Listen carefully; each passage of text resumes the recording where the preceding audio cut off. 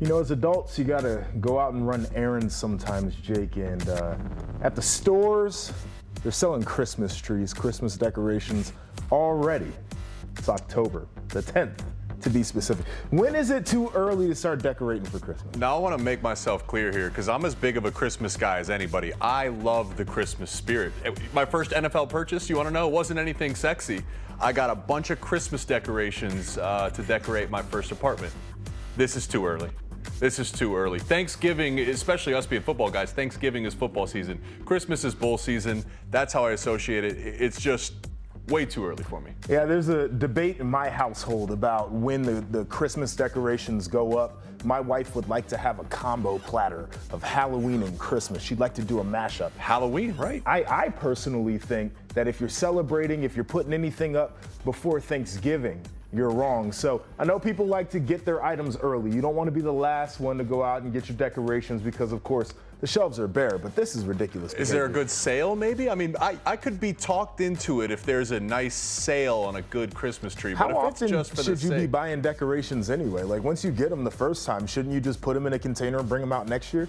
there's two types of people, I think. There's that philosophy, and then there's the people that just love Christmas. There's a whole town in Michigan dedicated to Christmas.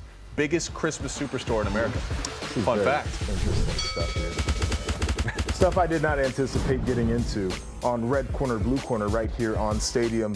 Jake Butt, former Wolverine, is joining me representing the Blue Corner. Joshua Perry, former Buckeye, representing the Red Corner. And we want to bring you into this show as well, the fans. We want to get interactive with you, so go ahead and scan that QR code on the screen. Who will win this weekend's game between Iowa and Wisconsin? We also need you to get into that YouTube chat. We've been rolling your comments. Some of you have really good things to say. Others of you, not so much, but we'll still put it up there anyway. Let's talk about this game, but from a different angle, right? Because it's been hammered at nauseum for the past few years talking about Iowa's offense, right? All right, look, it is what it is. But I don't think it stops there, and I want to explore this from a personal experience I had back in my early days at Michigan, where our offense was struggling. One game stands out in particular. We're playing Michigan State on the road. Horrendous output by our offense. The defense was holding their own. And what ended up, there was a divide in the team. When we would go 3 and out or turn the ball over, the defense is taking the field and they're yelling at us. And it caused issues, right? It broke down the foundation of our team. Iowa finds themselves, at least statistically, in a very similar situation right now where we laugh and we poke fun at the Iowa offense every week, but the defense and special teams show up and we wonder, how do they keep doing this? Joshua, what's your opinion on the state of the locker room, and maybe what do you think the locker room is even like right now? I mean, I think frustration is natural. If you're a defender in that locker room, you're looking, and I'll take last week for an example, you're looking at the backup quarterback in Deacon Hill and you're saying, dude, 26% passing is not going to cut it. Not being able to find a wide receiver all game is not going to cut it. And so I think there's part of that where you get the finger pointing and you get the blame game that goes on.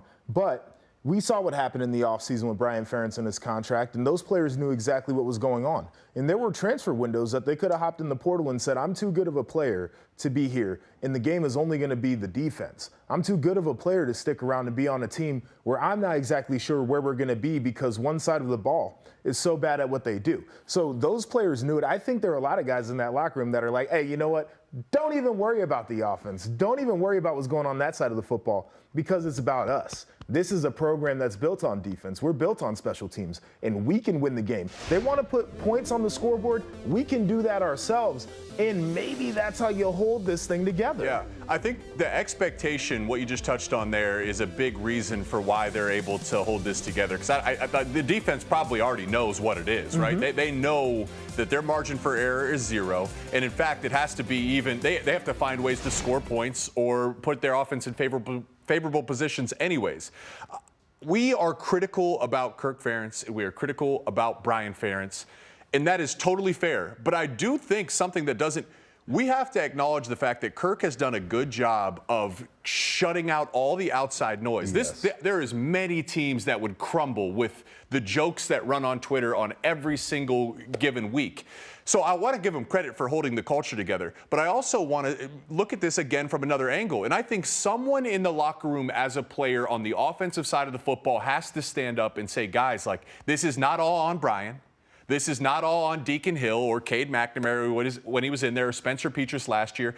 Everyone has their hands in this pot right now. Someone has to stand up and say in the receiver room, guys, we're dropping passes left and right.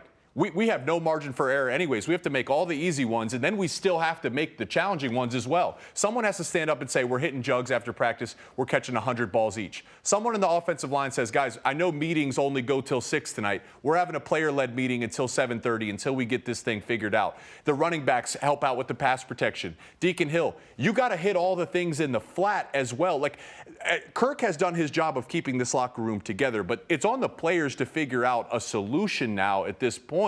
And I wonder, does the defense then have to get involved in this conversation? Say, guys, we need your help a little bit here. You know, are you saying that as a captain, as a leader? Is there a stand-up in the meeting? Because all their goals are on the table. Everything's in front of them. Yeah, I mean, I think the talking has been done, right? Like, I think part of it is that they've had those conversations. It would be hard for me to believe that there wasn't a defensive player that leaned on the offense and said, hey, guys, we're doing our part. We need you to rise up to the occasion, too. And I agree with you. Kirk Ferentz is doing a wonderful job of keeping his team together. I also think that you can look at the way that they have recruited on offense and the philosophy that's been allowed to exist there the last few years, and you can say that's on the head coach as well. So really interesting, but the biggest thing that I take away from this whole experiment is the fact that we could be looking at a team by the end of the year, in theory, that only has one loss going into a Big Ten championship game. That is a crazy spot to be at for how poor their offense has been. Now, we have encouraged viewers to get in on the show, and we want you to ask us questions live on air. And our guy, Matt Goldman from Columbus, sent us in a question, so let's hear what he has to say. Joshua and Jake, what's up? So Ohio State got off to a real slow start this past weekend against Maryland. Their offensive line, as Joel Klatt said, is abysmal. Is Ryan Day at fault for not making changes in the offensive line, or is there someone else to blame? Why is this offensive line not doing that well? And they have Penn State coming up. They need to get things going. All right, Jake, I'll let you get the first crack at this. I want to go back to last year, and I want to go back to the offseason conversation, because the whole conversation was on how do you replace C.J. Stroud. Sure.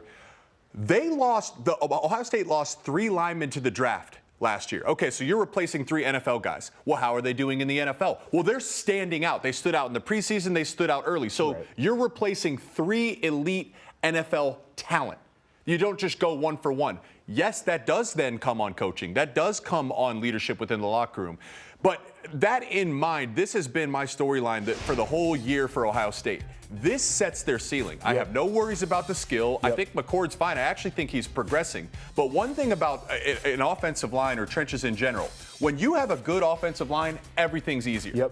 When your offensive line is playing below standard, everything is harder. And McCord isn't there right now to overcome poor offensive line play. Last week, Joshua, they didn't even average 2 yards per carry against Maryland. Penn State's going to be a bigger challenge. Michigan's going to be a bigger challenge. Abysmal is a fair word. They've been abysmal at times. I still think there's room for them to grow. Yeah, I'm with you on just about everything that you said. And I think the biggest thing that stands out is when you have guys leave, what we've been accustomed to for Ohio State is the fact that they've been able to just reload. It's not a rebuilding process necessarily.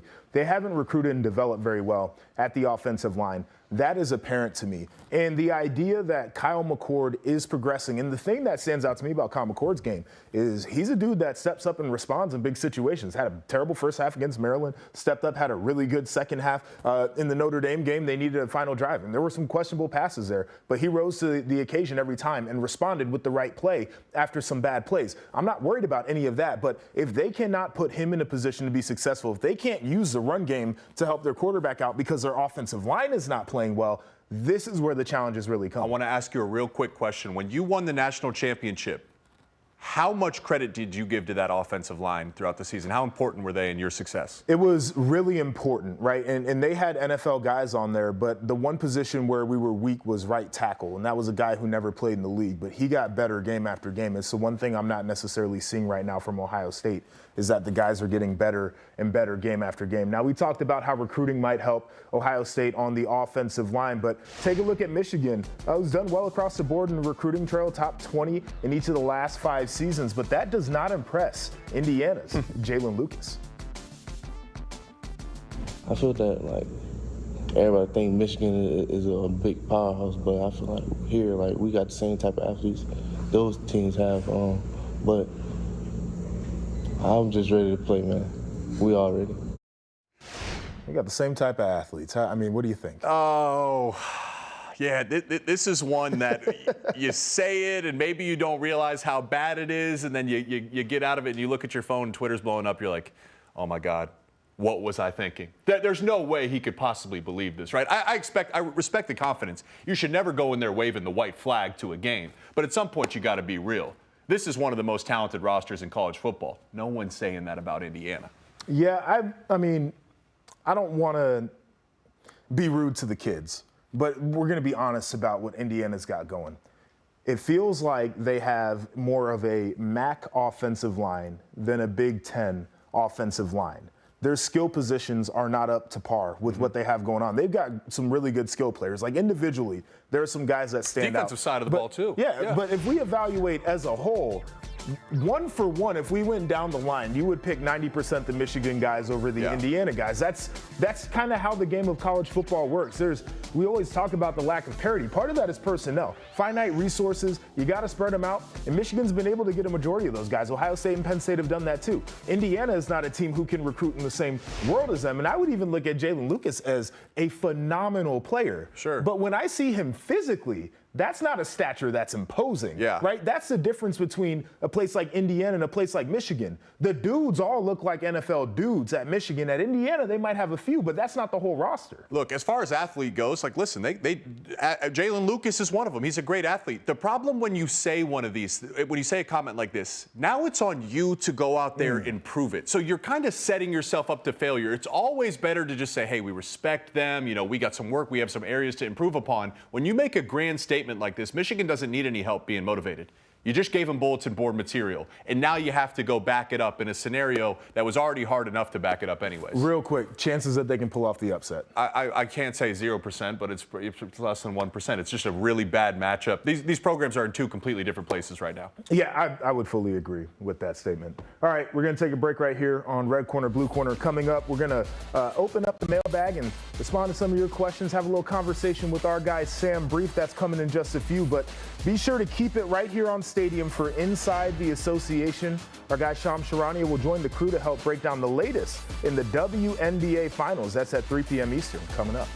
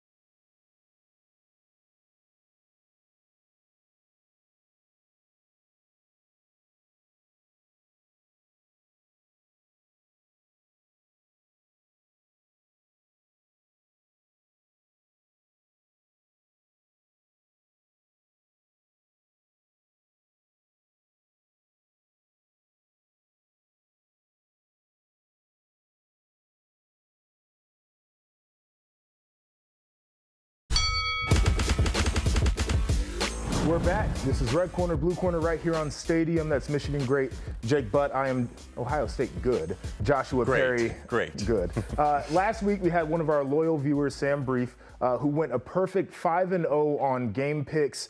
We weren't able to do the same thing, so now it's time to give our man a victory lap. We got to welcome Sam into the show. Sam, just talk about it. I mean, say whatever you got to say. 5 for 5 on the picks. Pretty good weekend for you.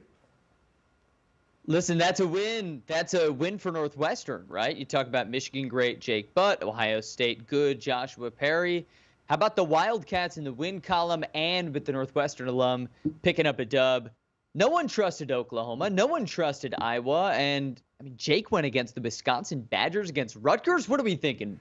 Yeah, Sam, I got a little too cute. So I'm excited to have you on the show here because I need your expertise. Our viewers need your expertise. Look, the obvious is I think everyone's going to pick Ohio State, Penn State, Michigan to win this weekend. But there's some good matchups. You got Iowa, Wisconsin in the West, Rutgers, Michigan State, Illinois, Maryland. Can you look into your crystal ball and give us a preview? Is there any maybe not being talked about lock that you like out of those games this weekend? Absolutely. I don't think Maryland against Illinois is talked about as a lock, but it should be. They're 13-point favorites at home.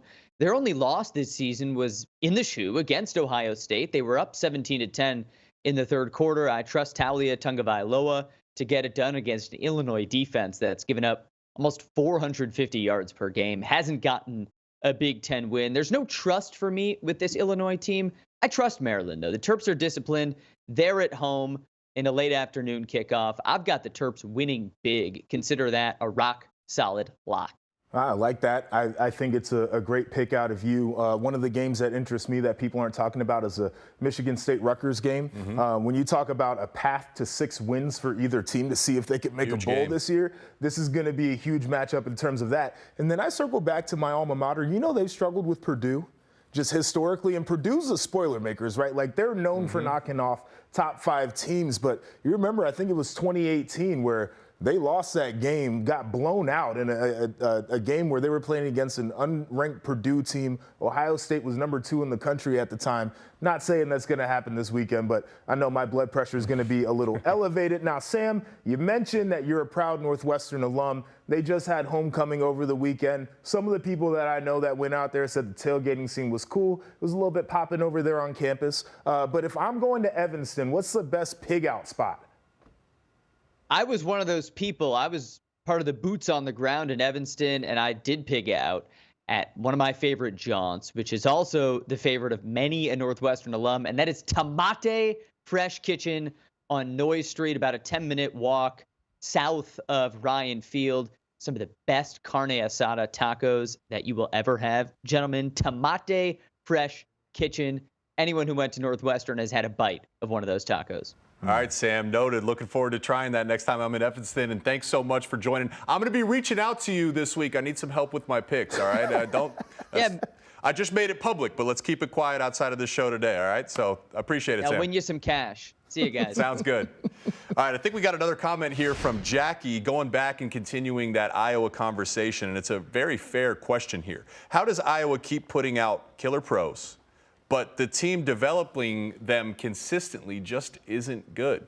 Yeah, I think we have to look at where the pros are coming, right? The offensive line, they've had a nice lineage and tradition, and that's kind of taken a step back as of late. Tight end U, I would certainly call them. Got a bunch of guys playing at the next level. They got a couple guys on this roster, and Luke Lachey is one of them who's hurt right now, but I think Eric All could play at the next level. And then you look defensively, it's where they've been good. They developed pros on that side of the football. Not a lot of people talk about the fact that they had a couple first-rounders off of that defense from a year ago, and one that's currently playing right now in Cooper DeJean, right? And so I think the premium positions where you see the teams that are maybe a little bit more consistent at the top end, the quarterbacks, the wide receivers is what I'm talking about. They haven't had those guys consistently making it to the NFL, and I think that's what's holding them back a little bit. I think off of that, actually, they haven't. They've been historically good at developing O-line. It's been a few years since they've had that, Yes. right? I mean, they've had some guys, but I look at Tristan Wirfs and Brandon Sheriff, Right. guys like that. They haven't had that quality, so I think that's where they need to look. Okay, that's the West. Let's head back out east. We touched on it previously with Maryland. So when you look at Maryland, a winnable game, a frustrating game if you're a Terps fan. Joshua, where do they stand right now? Just still one loss on the year. What's the expectations for this Terps team? 9 or 10 wins. I feel like Okay. after what we saw, right? Like, I mean, it would be hard for them to beat a Michigan. It'd be hard for them to beat a Penn State. I don't think anybody's saying that they don't believe that they could get either one of those games. Where they have struggled, and I know you want to talk about this. Yeah. It's the Illinois, it's the Northwestern, it's the Nebraska, the ones that you are supposed to win, where Talia goes out there and has a couple of interceptions like he did against Ohio State. Look, exactly. You look at that schedule. They'll be favored in every game outside of Penn State, Michigan. But at least once a year, Maryland has just laid a goose egg. They've came out sleepy. If they want to get to 10 wins, which they can, a New Year's Six Bowl berth, it would be a huge step for the program. There's no margin for error in those games. I actually think this Illinois game is a sneaky matchup because you don't want to turn one loss into two. You can easily overlook this and say, okay, we don't need to bring our A game. No, you need to get back on track. There's still a lot to clean up. As successful as they've been, there's a lot to clean up. And you can really lose this game as much as you could win it. Real quick, Mike Locksley, 9 wins, Coach of the Year in the Big Ten, yes or no? Absolutely. Yeah. Absolutely. He should be doing more with less. Yeah. All right. It's been a fun show, guys. On the other side, we got another conference clash. Oh, yeah. Right? With our guys the rivals down south. It just means less with those guys. That's right. Isn't that how it goes? Yeah. All right, they're next on the other side. This is Red Corner, Blue Corner.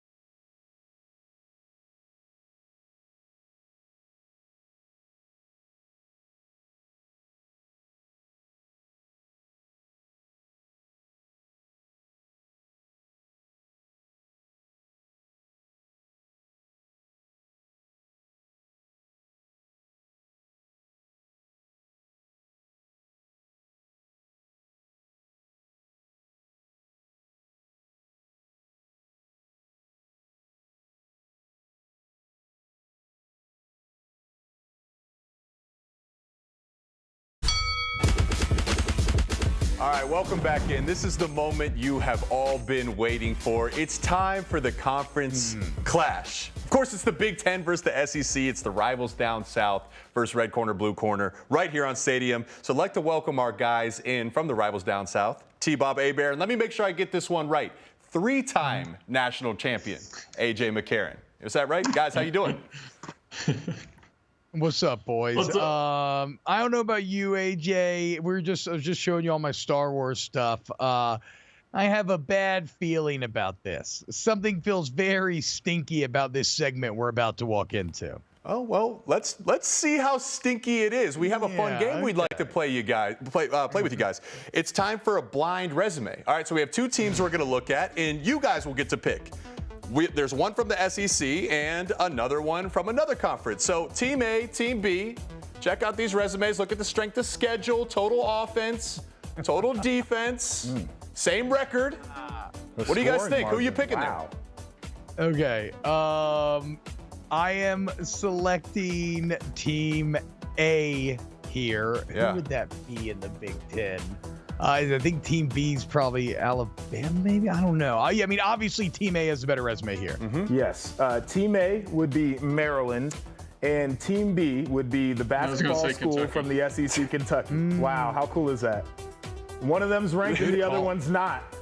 There you go, Interesting. T-Bob. We helped you out. You can share this with the Kentucky fans and the Georgia fans you were That's getting right. into it with on social media. That's right. Look. I know nobody's out here defending Kentucky. Okay, Mark Stoops has 2 wins over SEC teams that have finished with winning conference records. Not representative of the SEC. Continue. They pay that man $9 million a year, and he's got 2 wins over SEC teams with winning records. That's crazy. AJ, AJ, I want to. The strength of schedule stood out to me, though. I mean, look at that, because again, we heard Kirby talk about how the SEC is a gauntlet, but Maryland actually has a stronger. If neither of them are great, but what's your thoughts there on the strength of schedule, AJ? Well, I mean, traditionally in the East of the SEC, it's always been weaker than the West. So that right there, when it comes to conference play, and then they've had a couple cupcakes this year, playing teams like Akron and others. So, listen, it's still Kentucky's still a basketball school at the end of the day. I will not stand for Akron slander on this show. I know this is a Big Ten show, but I am from the state of Ohio. They celebrate with a tire. Guys make a play, they put the tire around. We're not going to besmirch the name of Akron on this show. I like the fact that I'm really spreading my wings. Oh, man, Akron. What's happening, y'all? Welcome in. Rivals down south, T-Bob and A.J. McCarron. All right, let's flip the script, boys. I like that we're spreading our wings. I never thought that I would hear someone defend Akron, Ohio. And let's also be clear on that last point, Jake, okay? Mark Stoops, like you said, okay, $8 million a year for basically 8 wins a year. He has made a masterclass of scheduling bad teams to stack wins. It's one of the reasons why he didn't want to go to 9 SEC games. I am not a big Mark Stoops fan. So yeah, the strength schedule's awful. He's not that good. All right, yeah, so forget about your blind resumes. We won't even mention national championships. I want to have a quick little playoff conversation with y'all. Okay. And it comes down to 2 teams that are not in the SEC right now, but we saw play on Saturday in the Red River rivalry. And let's play with a little hypothetical. Let's say that Georgia emerges out of the SEC. They feel like the only playoff-worthy team in that conference right now. Let's say that Michigan emerges out of the Big Ten. Now, granted, Big Ten maybe has a couple. We'll see. And then let's say you get somebody finally go undefeated in the Pac-12. They have to be in there. The Pac-12 is awesome this year. What happened if it comes down at the end of the year and you have an undefeated Florida State that's the ACC champs, an undefeated Oklahoma that's the Big 12 champs?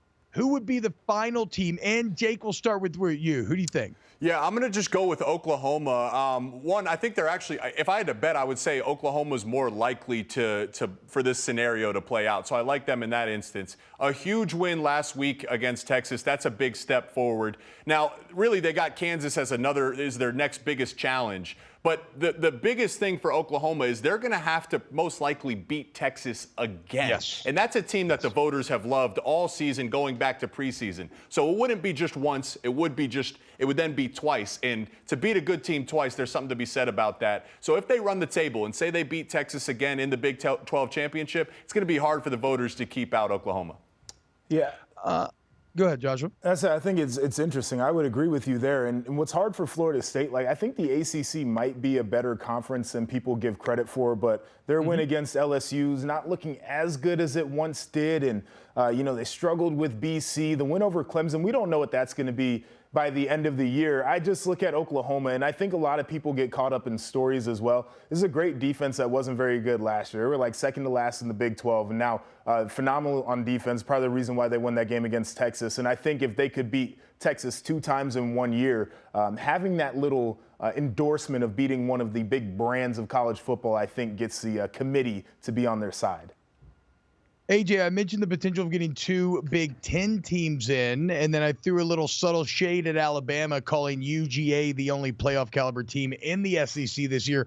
What do you think, AJ? Are you tied?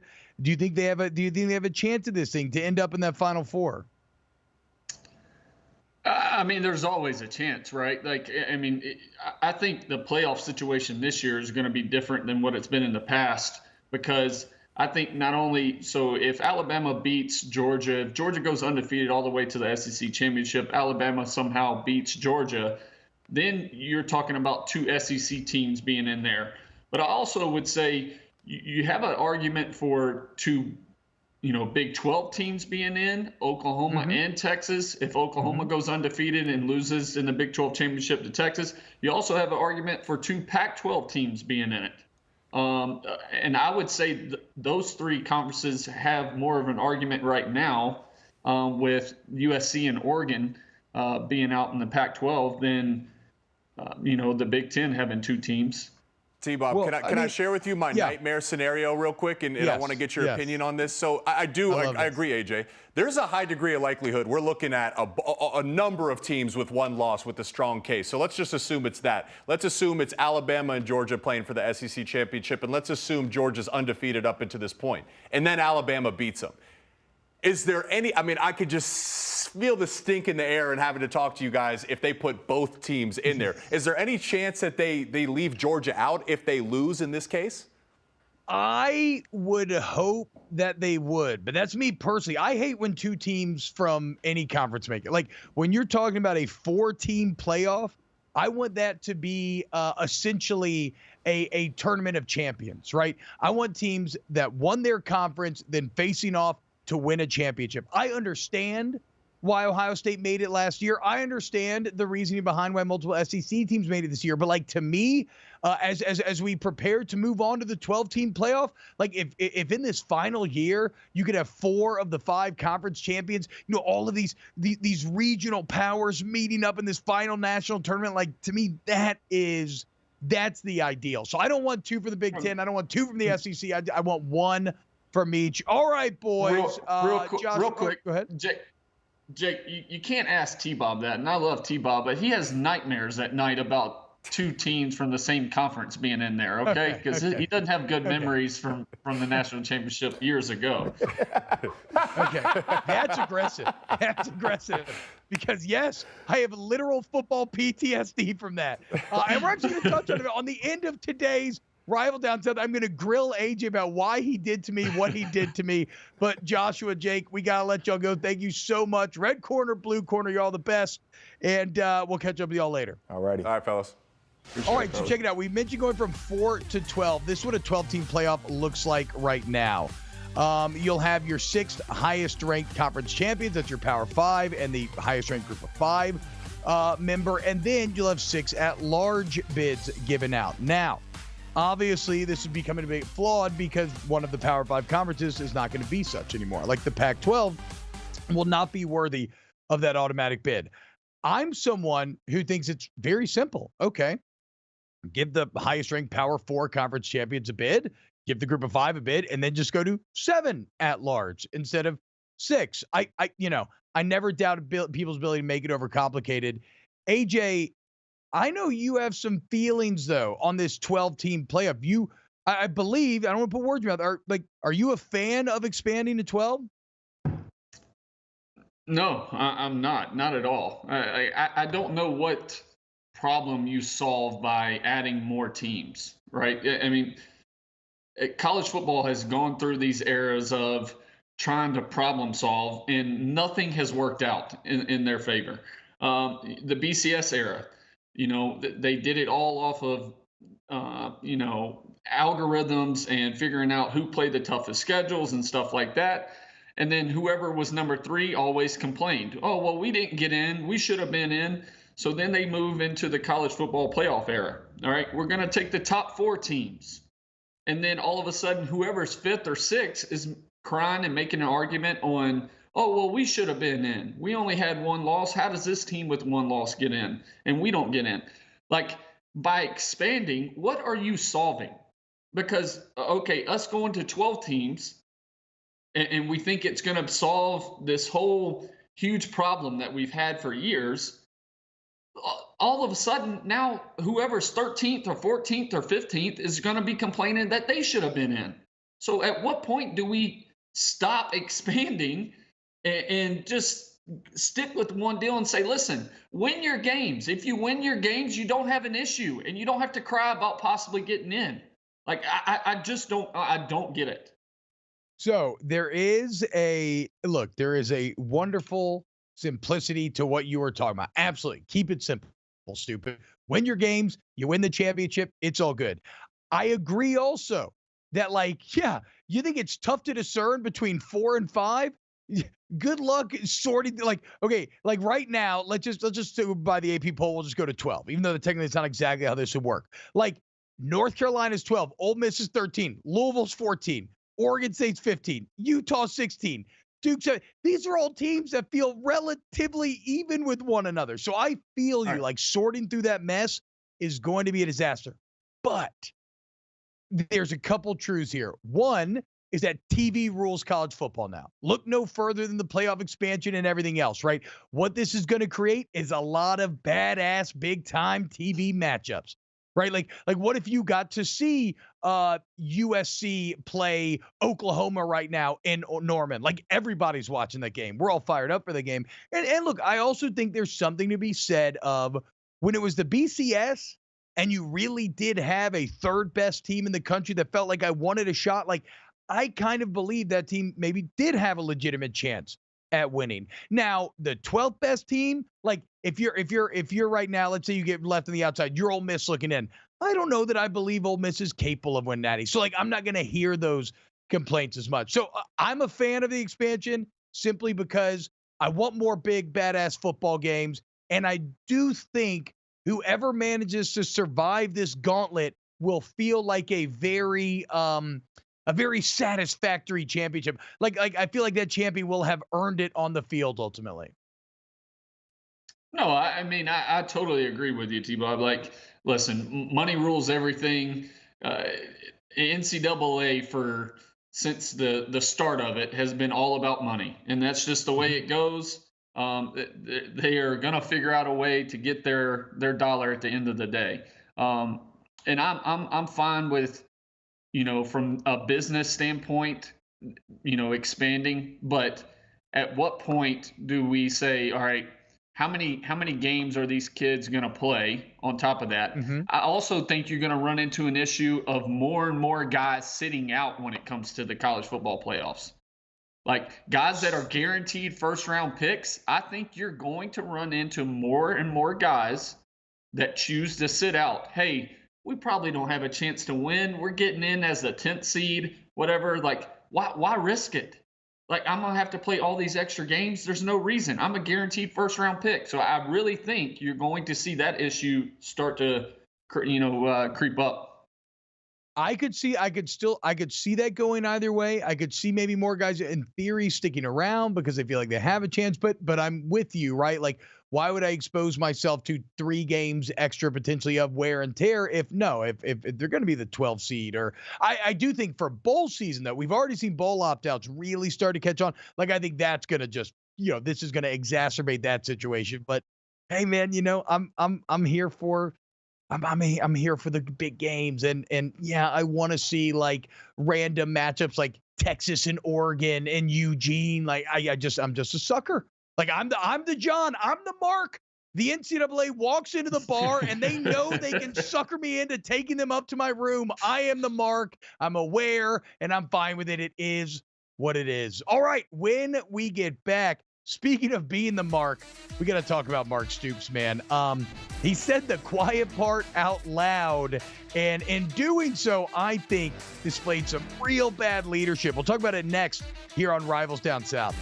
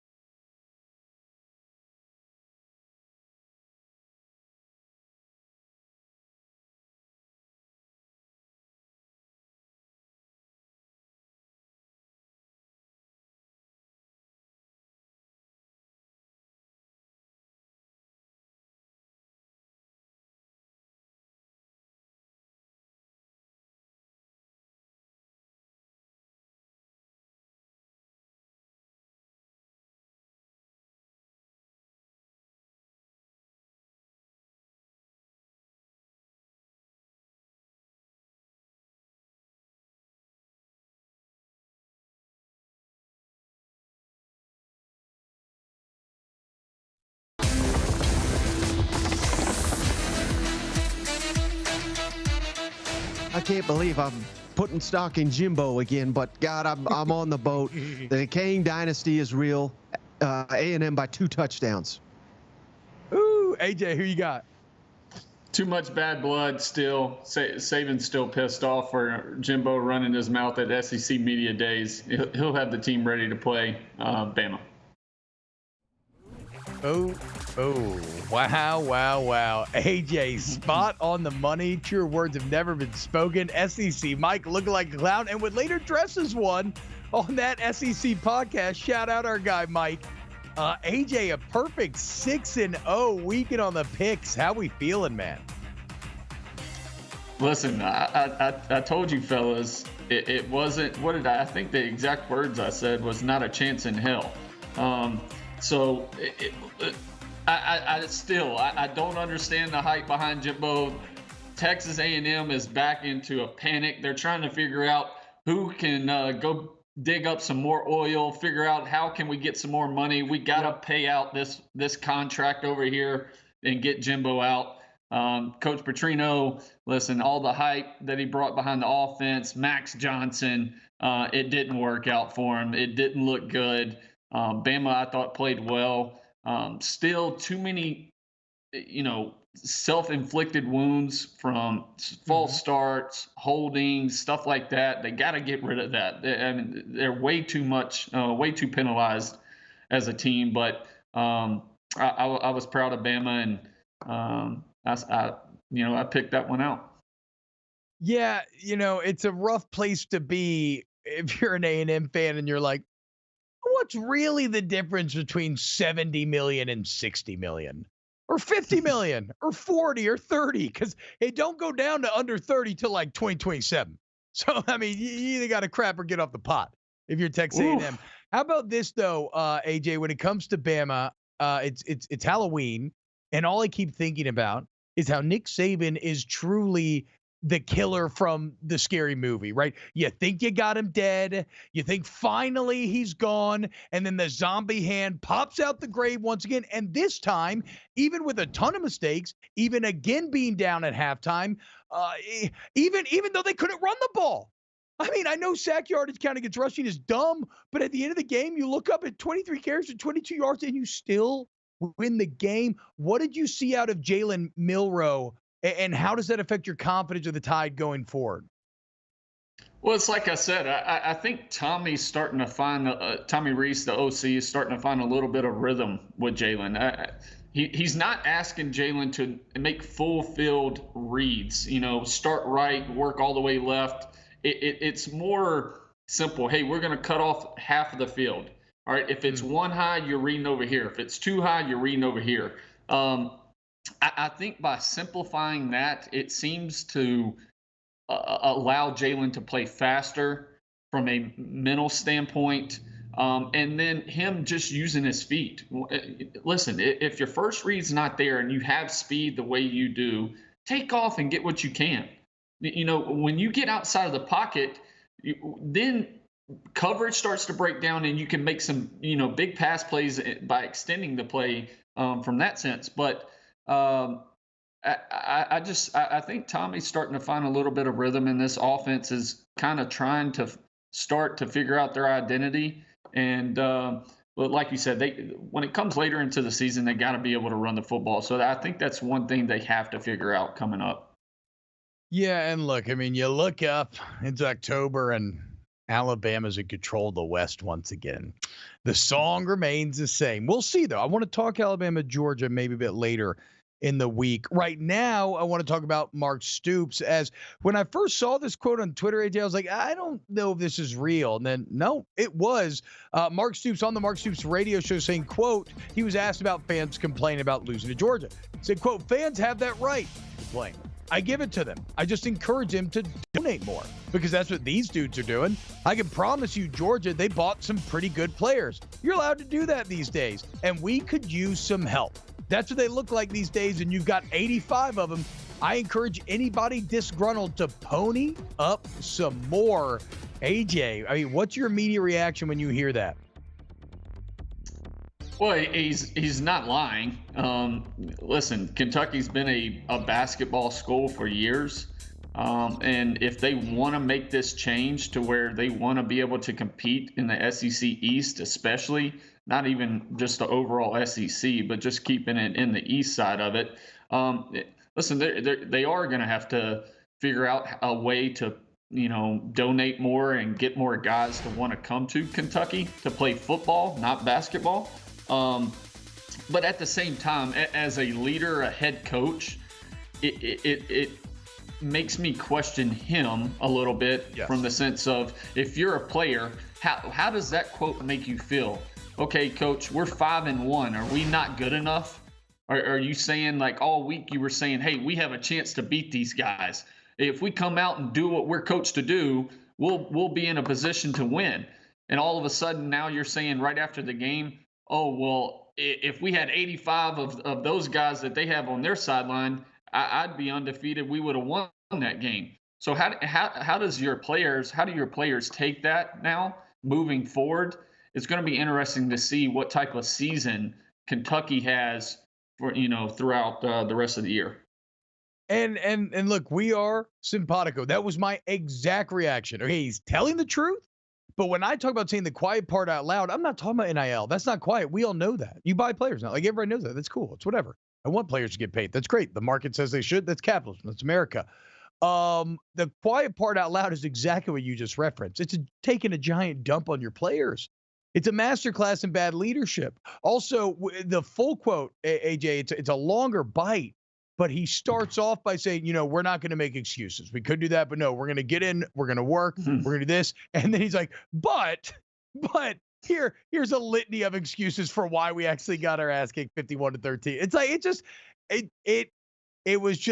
it's a keeping it real goes wrong moment for Mark Stoops. I know what he's saying is true, but you have to bury that truth deep inside you and never let it see the night of day. You got to hold that inside, Mark. Also, a little tone deaf for a coach that makes $8 million a year and in 10 years has beaten 2 SEC teams that have finished with winning conference records.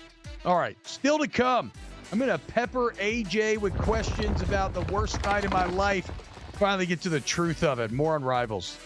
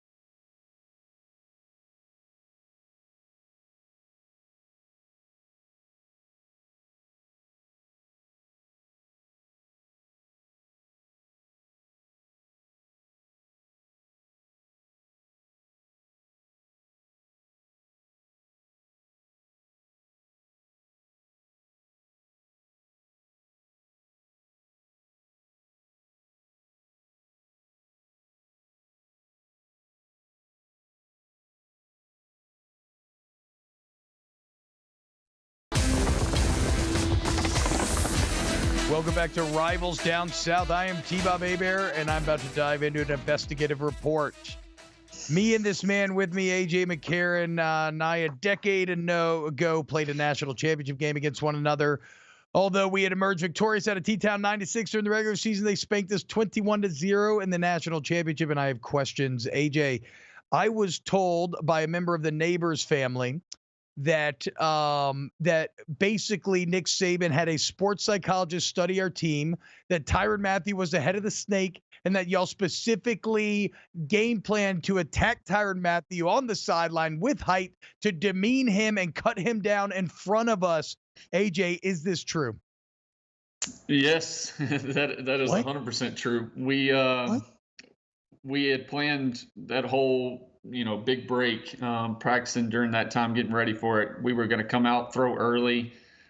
We knew if we went slot formation that y'all, Coach Chavis liked going man coverage, and Tyrann would play in, at the nickel spot. And we wanted to match him up with who we thought was our best receiver and take advantage of it. And so We try to get y'all in as many man situations as possible. And listen, Tyran's an unbelievable player, and he was great from a zone standpoint. We just didn't think he was as strong from a man-to-man standpoint. AJ, all we did with Les Miles was practice like 4 different versions of the option for 15 practices. Like speed option, strong option. We like, what? And y'all got psychologists out here specifically planning to cut down our leaders and chop off their heads in front of us? That was an unfair matchup. Give us Nick Saban. We would be natty champs. He's AJ McCarron. I'm T-Bob Aver. This is Rivals Down South. Y'all have a great week.